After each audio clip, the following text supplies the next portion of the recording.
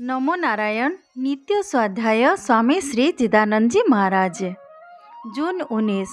विषय चित्त वृत्ति। हर दिन आप जब सोने जाते हैं तो बाहरी प्रकृति अथवा दुनिया से पूरी तरह से कट जाते हैं और स्वप्न की अवस्था में आपको जागृत अवस्था की दुनिया का अनुभव नहीं होता, जहां आप खाते पीते हंसते घूमते थे। ये स्वप्न की अवस्था में चाहे आप इसी शहर में हो या किसी और में, चाहे आप इस आदमी के साथ में हो या किसी और आदमी के साथ में, सब कुछ स्पष्ट विस्तार से पूर्ण है। आपकी प्रतिकृति भी मौजूद है। ये सब कहाँ से आता है? ये तो कोई स्थान समय नहीं है, आपके अलावा कोई कुछ भी नहीं है। क्योंकि जैसे आप सो गए दुनिया गायब हो गया था, फिर वो दुनिया कहाँ से प्रकट हो गया?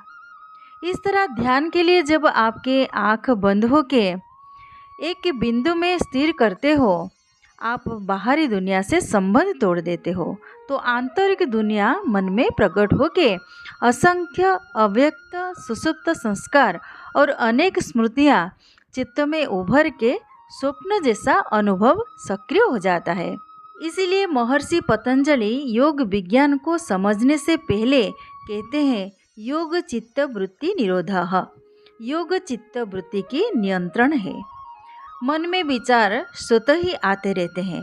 एक बार जब वे आने लगते हैं और आप उनके तरफ मुड़ते हैं तो आपका ध्यान एकाग्रता टूट जाता है एवं आप विचारों के पीछे भागते रहते हैं, अपना ध्यान खो देते हैं।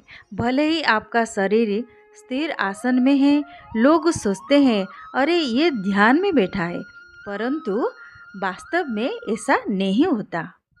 चित्त में काम क्रोध राग द्वेष और वासना के विचारों तथा संस्कारों और पुरानी स्मृतियों की सूक्ष्म प्रकृति छिपी हुई है। ये सब विचारों के साथ साथ आग में घी डालने का काम करते हैं। वैराग्य डिंडिम में शंकराचार्य कहते हैं काम क्रोधस्य लोभस्य देहे तिष्ठन्ति तस्कराः ज्ञान रत्ना प्रहाराय तस्मात् जाग्रत जाग्रत। अर्थात काम क्रोध लोभ अहंकार द्वेष जैसे लुटेरा आपके आध्यात्मिक ज्ञान आत्मज्ञान को लूटने तैयार बैठे हैं, उनसे सावधान रहे। ये आपको आपका मूल स्वरूप भुला देते हैं, फिर अज्ञानता के कंपकंपाती स्थिति में ले जाते हैं। इसलिए हे साधकों, सावधान रहो, सावधान रहो। ईश्वर आपका कल्याण करे। हरि ओम नमो नारायण।